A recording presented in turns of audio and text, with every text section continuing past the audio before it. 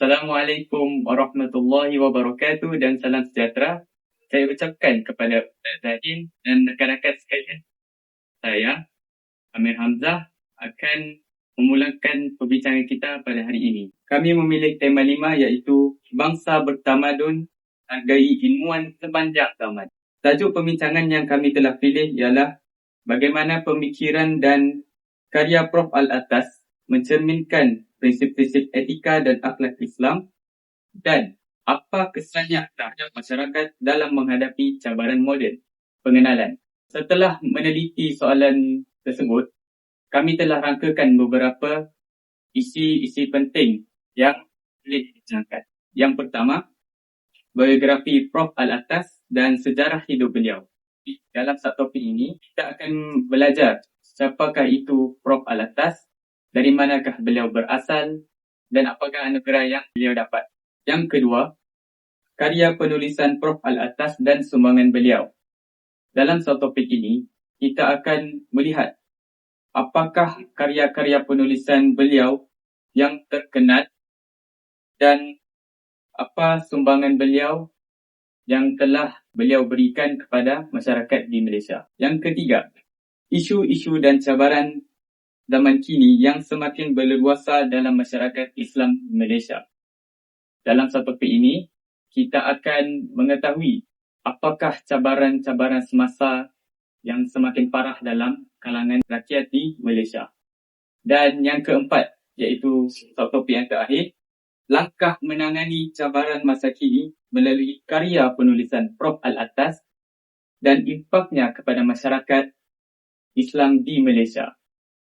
Dalam topik ini, kita akan mengetahui apakah langkah-langkah dan cara-cara untuk kita mengatasi cabaran tersebut melalui karya penulisan Prof. Al-Atas itu sendiri dan apakah kesan ataupun impaknya kepada masyarakat di Malaysia. Jadi untuk slide seterusnya saya akan berikan kepada saudara Iman. Mari kita mengenali Profesor Al-Atas. Profesor Al-Atas atau Profesor Diraja Dr. Tan Sri Syed Muhammad Nakib Al-Atas merupakan seorang penulis dan pemikir Islam.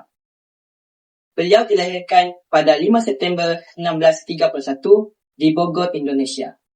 Beliau memperjuangkan ilmu berteraskan Islam dalam membentuk pribadi individu yang berkonsepkan insan dan al-kamil.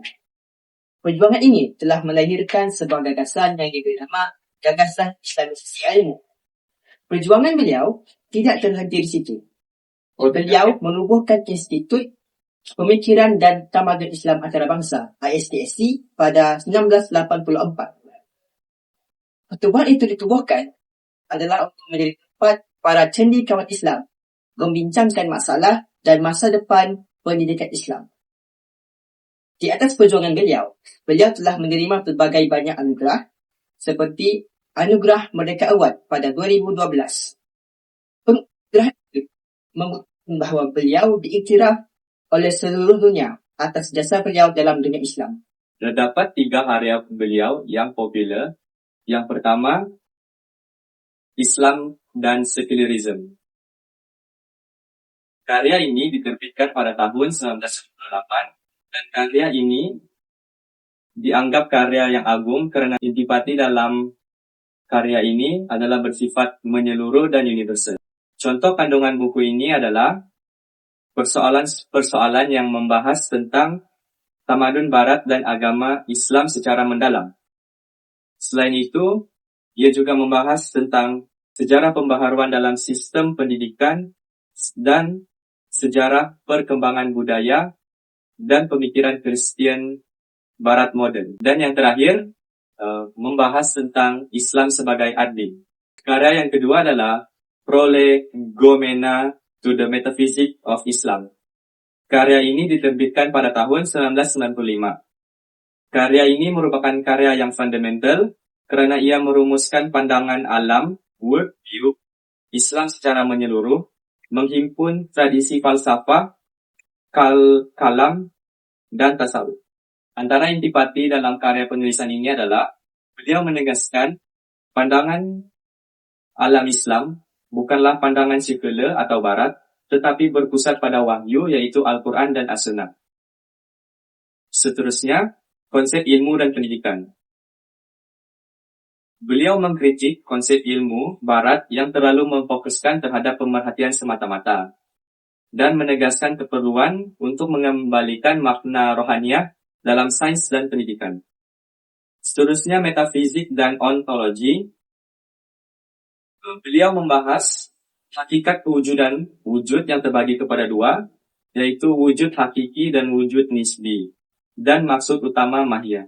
Di samping itu, beliau juga membahas tentang dewesternisasi dan islamisasi ilmu.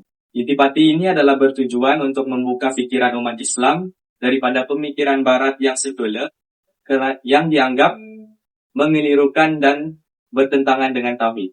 Dan karya beliau yang ketiga adalah Risalah untuk kaum muslimin. Risalah ini ditulis oleh beliau untuk pembaca yang berbahasa Melayu.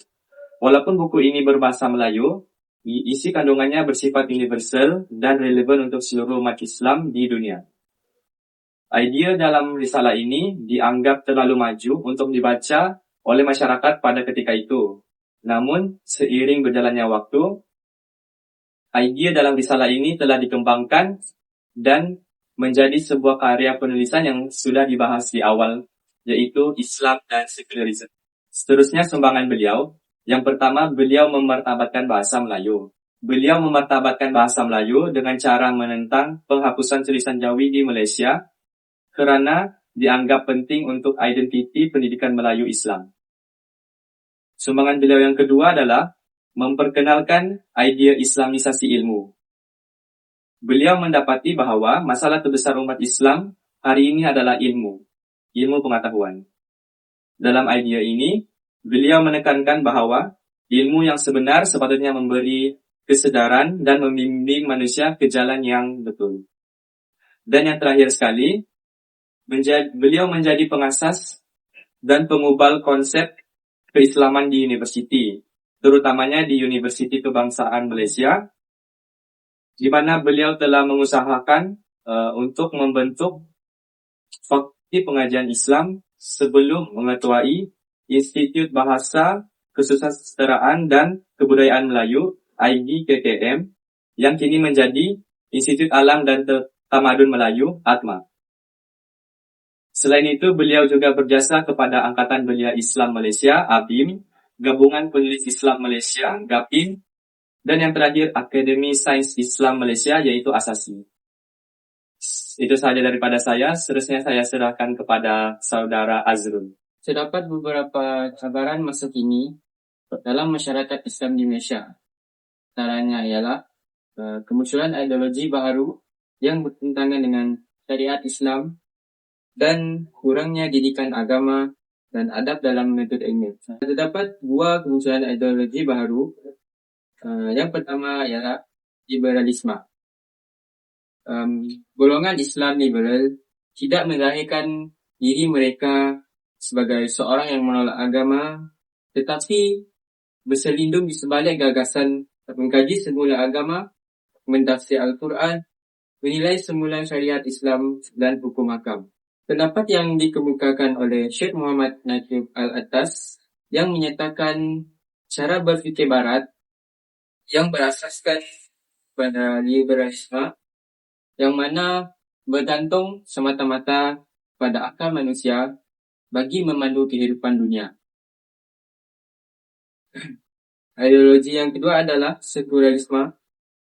Golongan ini menganut fahaman sekular, iaitu yang memisahkan prinsip ajaran agama atau kepercayaan berbentuk transenden dengan aspek kehidupan manusiawi. Prinsip ajaran agama atau kepercayaan dianggap sebagai satu bentuk ritual dan urusan kepribadian, tiada hubungan atau menentukan atau dijadikan landasan kehidupan manusia. Cabaran yang kedua adalah kurangnya didikan agama dan adab dalam menuntut ilmu. Faktor kekurangan pendidikan dan penghayatan agama yang pertama adalah kurang didikan agama daripada ibu bapa.